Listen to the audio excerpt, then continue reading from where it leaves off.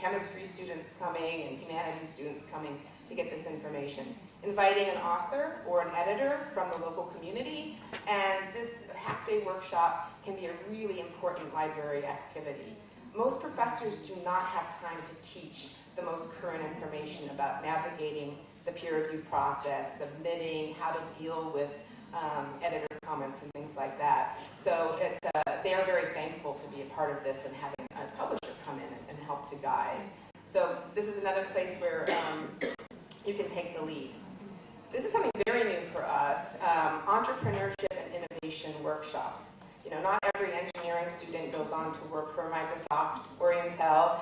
They tend to want to work on their own projects and maybe try to do a startup innovation. So the library, again, has this unique place on the campus where they could host an event that showcases the resources that your university library has.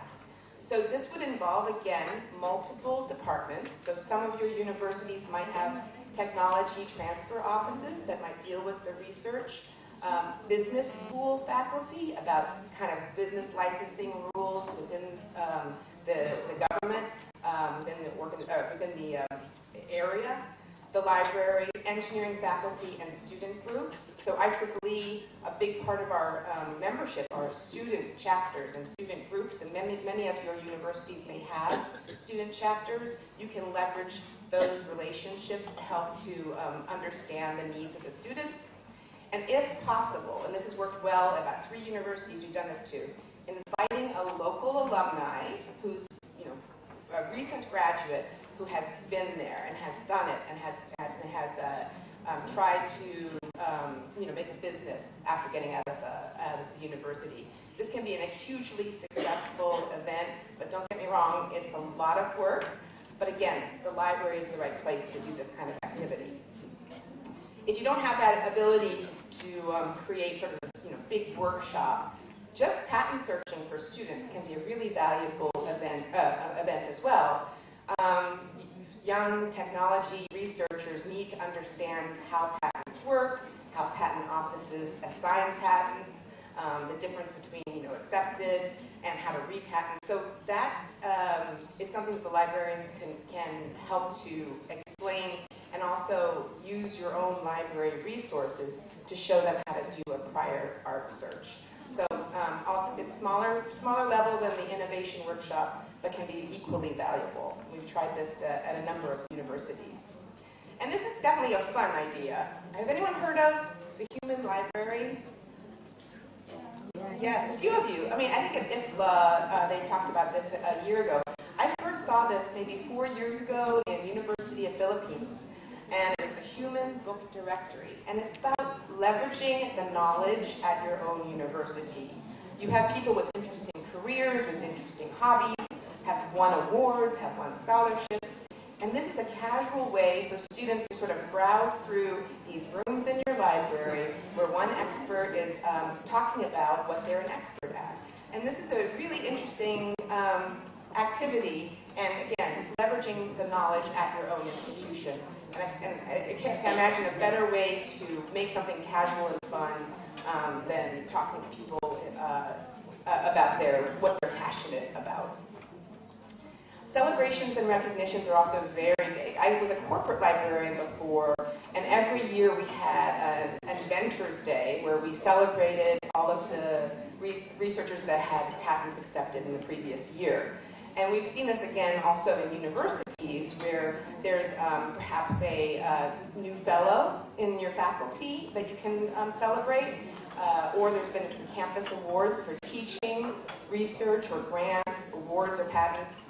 Maybe if there's been a new hire, you can have an open house to welcome that person.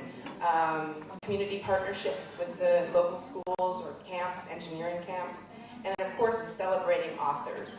We definitely have seen a lot of libraries to host an authorship day where they celebrate all of the papers that have been published for the previous year. Grad students are proud to show off their research, the faculty is there, and that's another nice event. 2 minutes. 2 minutes? Oh boy. Okay, so pop-up library in department buildings is a way to sort of bring the expertise into a departmental building and show up where you need to be seen. And there's a lot of librarians maybe complain that they don't see their end users very often, but that is something that can be, you can bring the expertise to you. Library escape games. Has anyone heard of escape game? What an escape game is? Okay, it's very big in Asia and also big in North America. It's a way, it's like a scavenger hunt. It's a way to, you get locked into a room, although you're not really locked, and have to answer questions to get out. We did this huge event in China. 2,000 library users, or new library users, came through the library in 2 days. And this event won first prize in the China Library Innovation Competition. There's a lot more information here, which I can share with you at the booth, but it's a really fun game. Here's some pictures of the excited students. The great thing is the students did all the hard work. The library helped with the questions and the databases to use, but the students did most of the work. So tips to start an outreach program: start small and get your results soon. Then you can quickly tell whether it's a good match for your community. You know, the things I'm showing you here may not work in your university. You've got to try one of the small things, see the kinds of subjects that your students might be interested in, and then get results. If you start really big, you could waste resources. And then after you've finished a program, you know, you need to kind of measure your results. And did usage go up of, you know, the items or the databases that you're promoting? Did you get more research requests? Did you get some positive feedback from surveys? And remember that this is all about making connections on your campus. So anytime you've got new connections, faculty, grad students, student groups, it's a success. So I want to first of all say shukran to all of our partners here in Lebanon, the universities that help to provide access to IEEE content for their faculty and researchers. Here are the logos of our valued and esteemed customers. And our local IEEE representation is from ACTS. Many of you probably know Rima. I don't believe she's here right now. But Ziad, do you want to stand up? And he is the man that you can come and see after Paul and I leave. We'll be here till the end of the day tomorrow, but he can answer questions about how he can help you promote your access to high scholarly content among your universities. And I'm sure we probably don't have time for questions, so thank you very much. Thank you very much. Now, please we invite Accucoms. مساء الخير جميعا. I promise راح اخليها خفيفة وسريعة, straight to the point, because and I hope it's going to be save the best for the last, hopefully. يعطيكم العافية. اسمي إياد محمد من شركة اسمها Accucoms. الإلابوريتر البيت يمكن لكم معظمكم يمكن ما سمع عن Accucoms initially. And sorry, الصوت واضح؟ Okay. I'm based بعمان. أنا EMEA Commercial Manager for Accucoms. وزميلي خلف بيساعدني, هو مسؤول عن Middle East. So Accucoms basically is a Dutch company من هولندا, based in Leiden. الشركة متخصصة بالسوسايتي publishers mainly والuniversity presses. So what we do إنه بنجيب هالمحتوى تبع السوسايتي publishers والuniversity presses للمنطقة ولبقية أنحاء العالم, لأنه زي ما أنتم عارفين society publishers are small publishers that cannot have خلينا نقول presence وsales وattendance في conferences في كل أنحاء العالم زي large publishers. السوسايتي publishers والuniversity presses زي ما معظمكم بيعرف هي basically publishers بيعملوا محتوى متخصص actually. So المحتوى المتخصص عادة بيكون specific, بيكون high quality وبيكون straight to the point للتخصص اللي عم نحكي فيه أو اللي لازمنا. وهذه الجمعيات اللي هي المتخصصة أو society publishers أو university presses, الشيء اللي بيهمني تعرفوه كلكم انها non for profit organizations. So هذا بينعكس على خلينا نقول المسج اللي بيبعتوها, بينعكس على الفيز طبعا او السبسكريبشن فيز اللي eventually راح يدفعوها الكاستمرز which is the challenge اللي كلنا عارفينه هلا بوقت انه البادجتس فيه دائما فيها مشاكل ودائما فيها limitations. هلا what we do زي ما قلت انه we bring هدول السوسايتي publishers او الجمعيات المتخصصه to different parts of the world. We have offices worldwide doing this. هلا what we have for Lebanon and the Middle East حوالي 28-29 society publisher مختلفين. طبعا we bring in more and more 100 plus or 150 plus actually based on the need of specific territories. We bring in جمعيات بتناسب او in demand بمنطقه معينه. هلا ما راح اروح كثير into details. اللي بيحب further details of course بنقدر نعطيه على بالبوست تبعنا يتفضل. بس generally I'll give هيك a general idea about some names بس مشان نربط ايش يعني society publishers وايش يعني جمعيات متخصصه. وطبعا الجامعات في لبنان معظمها already مشتركه بهدول الجمعيات المتخصصه.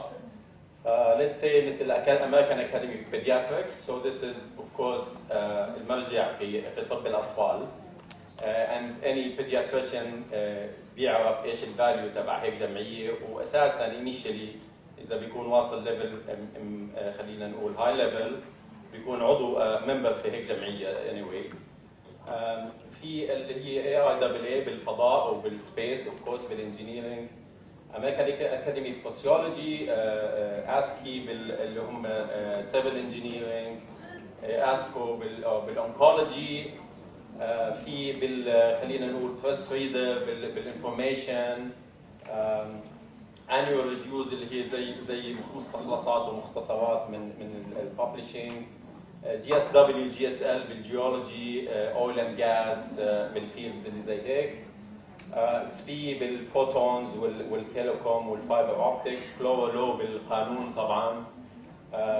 سو الكونسبت زي ما قلنا انه السوسايتي ببلشرز مهمين بعالم النشر. بنفس الوقت are facing challenges و issues بالترندز اللي عم بتصير بالماركت. big publishers are خلينا نقول عم يبلعوا small societies وهذا عم بيأثر خلينا نقول بالكونتنت وبالكواليتي تاع الكونتنت اللي هالعالم عم بيعملوها. مشان هيك هلا what we're doing is basically an initiative سريعة هلا راح اشرح لكم عنها. Sorry if I'm jumping a bit fast here. بس شرحنا عنه anyway. So what we're doing new is something that will be appealing for everyone, I think, not only in the region but worldwide. We're cooperating and collaborating مع هيئات وجمعيات مختلفة و-associations خلينا نقول to rescue هال-society publishers, to keep them alive وبنفس الوقت to keep them able to publish هال-content تبعهم المتخصص.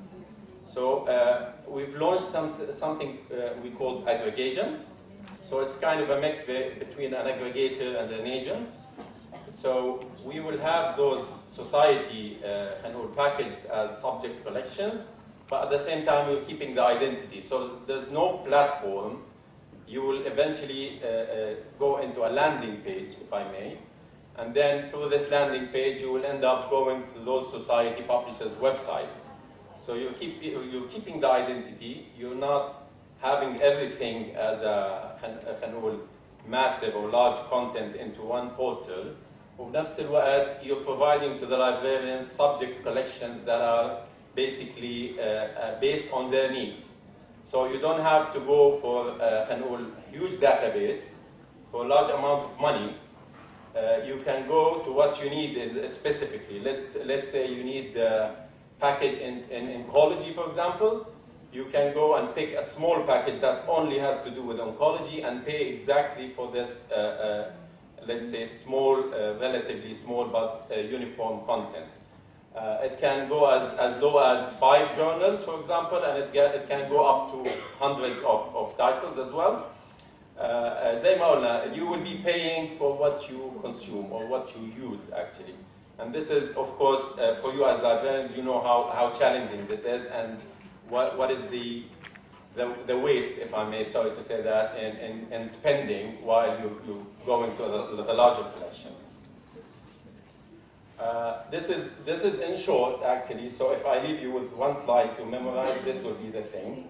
So the collections are based on the subjects from all those societies that I just mentioned, and we're adding more and more as we go. Then obviously the pricing initially for those societies is already, I would say, because they're non-for-profit, is already really very well studied. But also you will get additional discount because you're getting them in packages. And of course, we came up with a single license agreement that would make it easier for you to admin the whole thing. So you don't have to negotiate with, I don't know, if you have currently 20 or 30, let's say, subscription to those societies, you will have them into one license agreement and one invoice and one payment to go to Accucoms in this case. And we will handle all the administrative things and the invoicing and the payments, etc., to individual publishers in our back office. Obviously, you will still enjoy the benefits of the society publishers, be it the embargo, the perpetual access, or any like free content, archive, whatever that those societies are usually providing for you. And of course, as well, as I said, we will have a back office and a centralized customer service to serve your needs and help you with whatever requirements or questions that you have. Just a quick look at where we stand at the moment. Obviously, we add societies every day. This is what we're busy doing at the moment. And we will keep adding the same to come up with, as I said, meaningful collections. So obviously the collections will cover all those major topics or subjects, but also, as I said, you will have large, medium, small, niche, whatever collections based on what you need exactly. So as I said, you can spend as low as maybe $1,000 or $2,000, and you can spend as high as hundreds if you want the larger packages. But you still have a choice, at least. This is what I'm trying to say. Okay. I'm almost there. So I just want to conclude everything. So this is what we do as Accucoms, society publishers, as I said, non-for-profit, and university presses.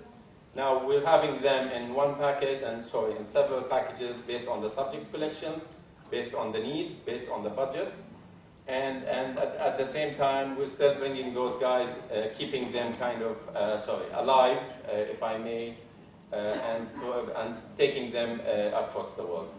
For any further information or questions, my colleague Khalaf is actually visiting all of you already and the region, and I'm available, of course, as well if you need anything. Thank you very much for listening. Thank you. نحن بنشكر كل السبونسرز اللي قدموا هلا، واي حدا عنده اي سؤال بليز انتم بتعرفوا وين السبونسرز موجودين لانه كثير انضغطنا بالوقت، فهلا ما في مجال للاسئله. فيكم تزورون بالبوث، بتعرفوا في تو سبيسز للاكزيبيشن، ونحن بندعيكم تزورون تسالون كل شيء بدكم اياه. اوكي؟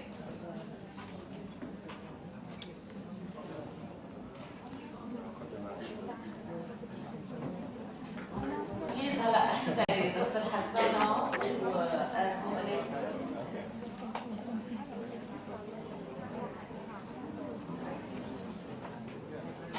دكتور ستيوارت هاملتون